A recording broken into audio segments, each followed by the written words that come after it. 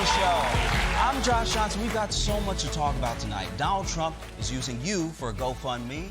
Lindsey Graham makes an even tougher sale than bombing Iran. And Triumph the insult comic dog humps some legs at the Correspondents Dinner. But first, let's start with the most urgent issue facing America today. Donald Trump still doesn't have a ballroom, all right? Let's get into it in our new segment, Let Them Eat Ballroom.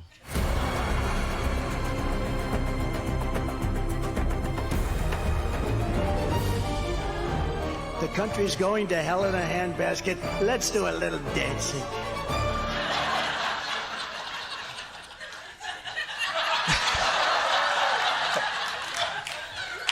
As we all know, there was an attempted assassination at the White House Correspondents Dinner this weekend, which, first of all, terrible week for light-skinned dudes. You got this guy going for the president and chewing carpet, Klay Thompson cheating on Megan Thee Stallion. No pressure, but Drake, this album's got to be fire. It's all on you. But that was just my takeaway. Republicans had another, somehow dumber, takeaway.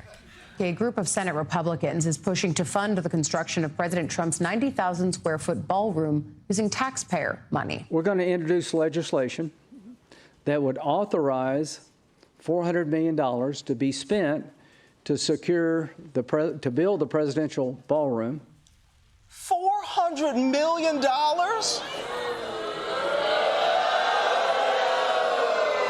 That's our money. Why do we have to pay for this? We didn't try to shoot the president. Make this guy pay for the ballroom. This is the administration that is obsessed with government waste. I can't believe they dissolved DOGE right before Trump demanded a $400 million ballroom. It's like how the Michael Jackson movie ended right before he starts molesting. You just went ahead and skipped all the important stuff, huh? We live in such a crazy time now that events don't even need to be connected to each other. Someone tried to kill the president, so now we're going to build a ballroom. But I feel like someone completely trustworthy told us we wouldn't have to pay for anything. We're putting up our own money with the government is paying for nothing. We did this no charge to the taxpayer whatsoever. All private money. Not one penny is being used from the federal government. And to his word, it isn't one penny. It's 40 billion pennies. Honestly, as soon as I heard about the ballroom, I knew we would end up paying for it.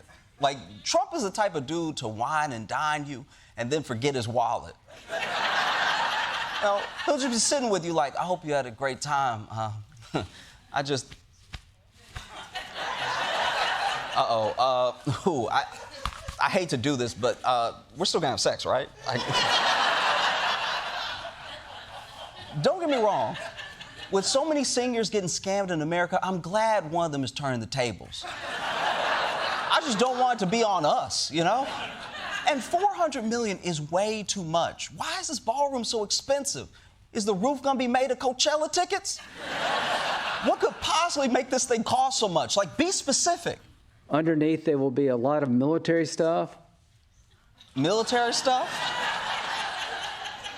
What military stuff? Name 10 military stuffs. I'll wait.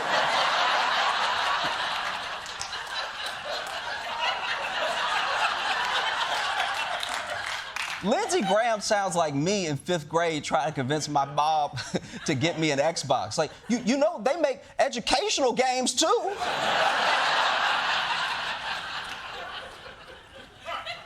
Here's what I don't get. The president travels with tons of security everywhere he goes. So what problem are we trying to solve exactly? The ballroom itself will avoid the dilemma of having to leave the White House grounds. He literally could have left his bedroom, walked out the back of the White House, and been at the ballroom.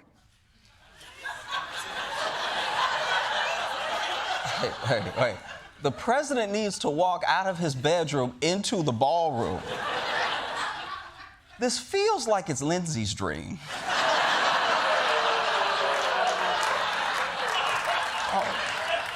I can see Lindsey like, I must rise from my silk sheets and directly into the cotillion. Oh, It's a mass cotillion where I can be my truest self. This is not what a president is supposed to be focused on, unless that president is 7 years old. You know, they're writing a list like, I'm gonna have a slide that goes right from my bed to the pool. And I want a soup made out of candy, so whenever I get hungry, I can just eat my shirt.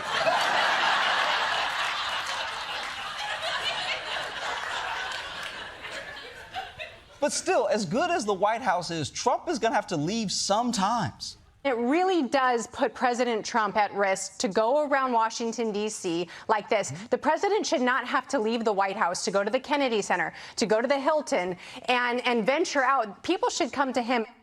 Wait. The president should have to leave his house? You don't want the leader of the free world to visit anything. Hold on. Is the president depressed?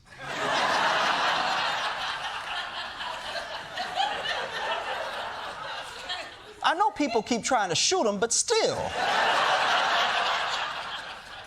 Come to think of it, did he just get McDonald's DoorDash to the house? That sounds like a man who's given up on life, you know? Wait till he finds out about Snuggies. There have to be arguments for this ballroom that don't just make the president sound like an indoor cat. I never understood the opposition to the ballroom. I mean, all women love ballrooms. All women love ballrooms? That argument is so sexist, it's one step away from being super woke. Like, all women love ballrooms, why can't the president feel like a pretty girl?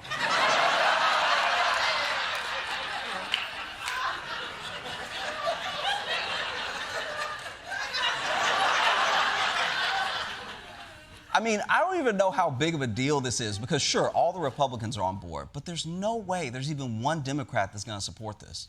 So far, only one Democrat, Senator John Fetterman of Pennsylvania, has come out in favor of this project. This dude is a ballroom guy?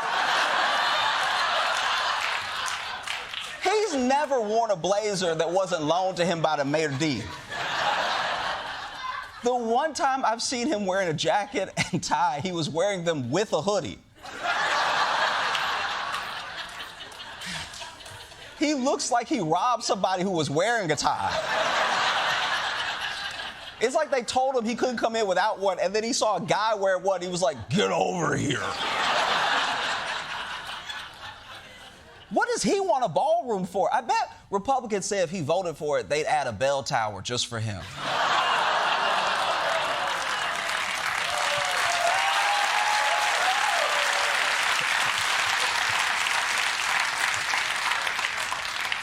Look, I know Republicans had Project 2025, but I'm starting to think they never wrote Project 2026.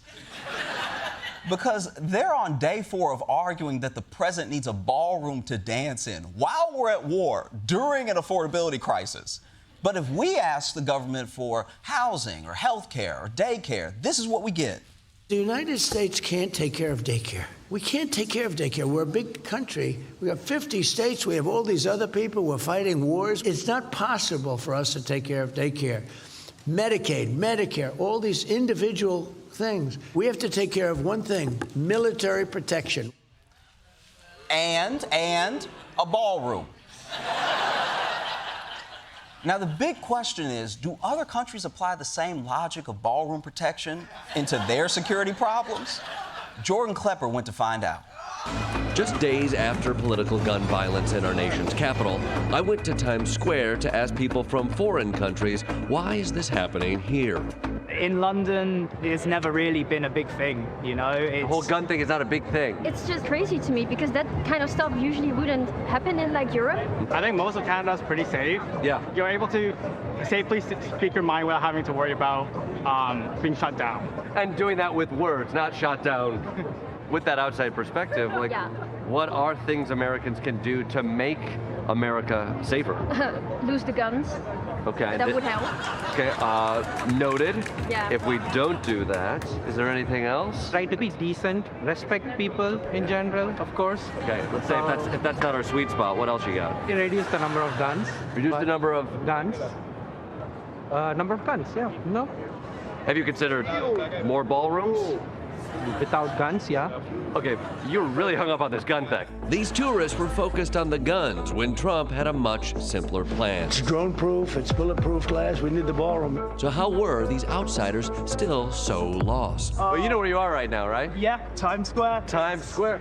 And you know why Times Square was so up in the 70s? Tell me. No ballrooms. Well, there was one, maybe more of a strip club. But this place was wild. Wouldn't you feel a little bit safer with like a closed situation? Maybe a chandelier hanging, plated dinner? As I said, I've not been to a ballroom, so. You gotta go to a ballroom. This is for your own safety. Still, the more I talk to people from countries without constant political violence, the more I realize they could see a way through. Kind of communicating, keeping an open mind. Try to get to a middle ground. I think it's about unity. You know where I find unity with people that I disagree with?